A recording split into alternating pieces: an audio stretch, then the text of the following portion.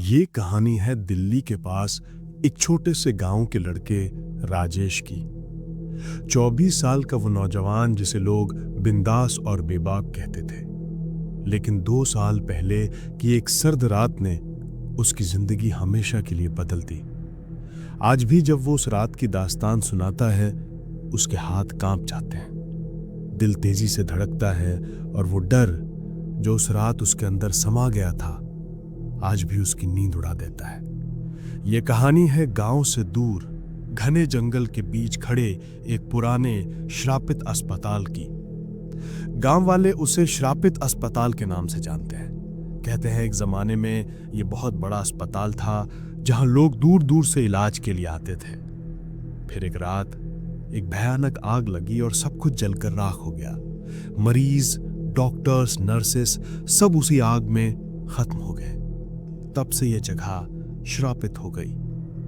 गांव वालों का मानना है कि यहां रात के अंधेरे में अजीब रोशनियां दिखती हैं, दर्द भरी चीखें सुनाई देती हैं और ऑपरेशन थिएटर के अंदर शैडो डॉक्टर्स अभी भी घूमते हैं। हवा में पुराने खून और दवाइयों की गंदी बू आज भी महसूस होती है।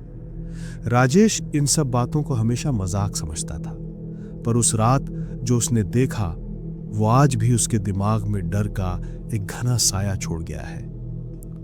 2 साल पहले एक ठंडी रात थी। राजेश अपने दोस्त समीर के साथ बाइक पर गांव लौट रहा था।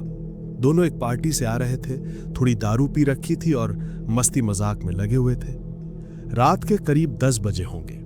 सड़क टूटी फूटी थी और चारों तरफ घना जंगल था, जिसमें सिर्फ चांद की मध्यम रोशनी थोड़ी बहुत रोशनी दे रही थी।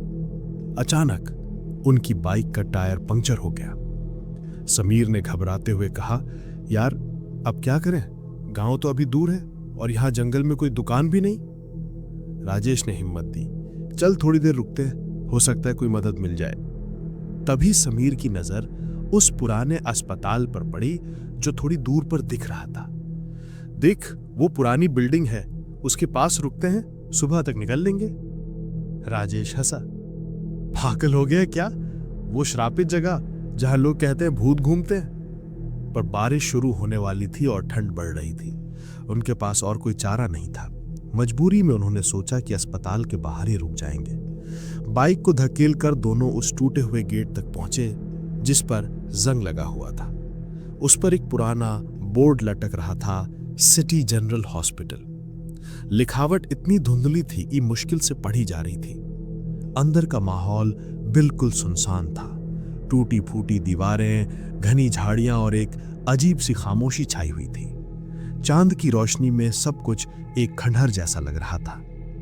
राजेश ने समीर से कहा, भाई यहां रुकना ठीक नहीं लगता, चल वापस चलते हैं। पर समीर ने उसकी हिम्मत तोड़ते हुए कहा, अरे तू डरपोक बन रहा है क्या? चल अंदर देखते हैं, शायद कोई सूखी जगह मिल जाए।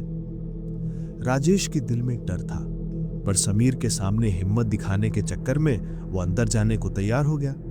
कॉरिडोर लंबा और अंधेरा था। जमीन पर टूटे हुए टाइल्स थे और हवा में एक गंदी बू थी, जैसे पुराने खून और दवाइयों का मिश्रण। उनके मोबाइल की टॉर्च ही रोशनी का एकमात्र सहारा थी। अचानक उन्हें दूर से एक हल्की सी रोशनी दिखी, जैसे कोई कैंडल जल रही हो। समीर ने उत्सुकता से कहा, देख, शायद अंदर कोई है। राजेश थोड़ा चौंका, पर सोचा हो सकता है कोई साधु या जंगल में रहने वाला हो। दोनों उस रोशनी की तरफ बढ़ने लगे। कॉरिडोर के दोनों तरफ कमरे थे, जिसमें से कुछ के दरवाजे टूटे हुए थे और अंदर पुराने बेड और मेडिकल इक्विपमेंट पड़े थे जिन पर जंग लगी थी।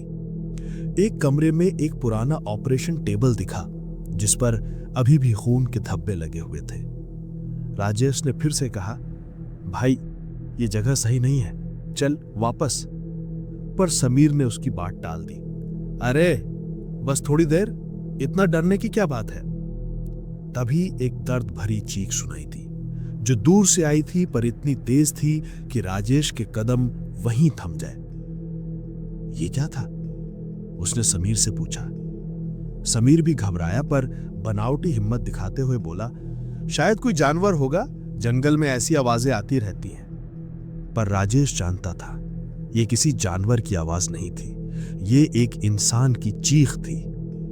दोनों रुक गए और फिर एक आवाज आई, इस बार थोड़ी करीब से। अब समीर भी सीरियस हो गया।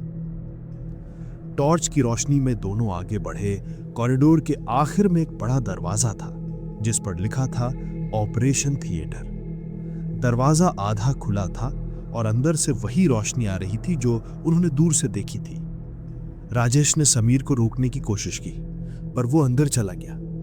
राजेश मजबूरी में उसके पीछे गया। उसके दिल में एक अनजाना सा डर बैठ के रहा था। ऑपरेशन थिएटर बड़ा था पर एक खंडहर की तरह। बीच में एक पुराना ऑपरेशन टेबल था और उसके आसपास पुराने सर्जिकल टूल्स पड़े थे जिन पर जंग लगी थी। पर सबसे अजीब थी वो रोशनी। एक छोटी सी कैंडल टेबल के पास जल रही थी पर वहां कोई दिखाई नहीं दे रहा था। समीर ने टॉर्च घुमाई और तभी दोनों ने दीवार पर एक साया देखा, एक इंसान का साया जो एक सर्जन जैसा लग रहा था और उसके हाथ में स्कैल्पेल था, पर वहां कोई इंसान नहीं था। साया ऐसे हरकत कर रहा था जैसे कोई ऑपरेशन कर रहा हो। राजेश ने समीर का हाथ पकड़ा, भाई ये क्या है, चल यहां से। पर समीर जैसे सुन्न हो गया था, वो बस उस साये को देखता रहा। तभी एक और दर्द भरी चीख गूंजी, इस बार इतनी करीब की लगा जैसे कोई उनके पास ही हो। राजेश ने टॉर्च घुमाई और एक पल के लिए उसने एक और साया देखा, एक औरत का जो शायद मरीज थी और उसका चेहरा दर्द से भर गया था। राजेश चिल्लाया, समीर भाग! लेकिन जब उसने समीर की तरफ देखा वो वहां नहीं था। समीर गायब हो चुका था। राजेश पागलों की तरह उसका नाम चिल्लाने लगा, समीर कहां है तू? जवाब में सिर्फ चीखें आईं। अब एक नहीं कई आवाजें थीं, जैसे पूरा अस्पताल जाग उठा हो। हवा में खून की बू और तेज हो गई और राजेश को लगा कि जैसे कोई उसे छू रहा हो, एक ठंडा बेजान हाथ। दिल जोर जोर से धड़क रहा था। राजेश ने पागलों की तरह टॉर्च इधर उधर घुमाई पर समीर का कोई पता नहीं। अस्पताल में रोशनी बदलने लगी। वो कैंडल जैसी चीज अब तेज जलने लगी और साये अब और बड़े और डरावने लगने लगे।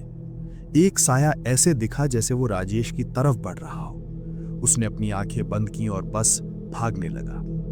कॉरिडोर से होते हुए टूटे हुए दरवाजों के पास से उसने पीछे मुड़कर नहीं देखा, लेकिन वो चीखें, वो बू और वो ठंडा एहसास उसके पीछे पीछे था। जैसे ही वो अस्पताल के गेट तक पहुंचा, बारिश शुरू हो गई। उसने अपनी बाइक वहीं छोड़ दी और जंगल की तरफ दौड़ लगा दी। सुबह जब राजेश गांव पहुंचा, वो पूरा कांप रहा था। लोगों ने पूछा क्या हुआ, पर वो कुछ बोल नहीं पाया। समीर का कोई पता नहीं चला। पुलिस ने अस्पताल में सर्च किया पर वहां कुछ नहीं मिला, न समीर, न वो कैंडल, न वो साया। लेकिन राजेश जानता है, जो उसने देखा वो सच था। आज भी जब रात होती है, वो चीखें उसके कानों में गूंजती हैं, वो बू उसके नाक में बसी है और वो ठंडा एहसास जो उस रात उसने महसूस किया आज भी उसके साथ है।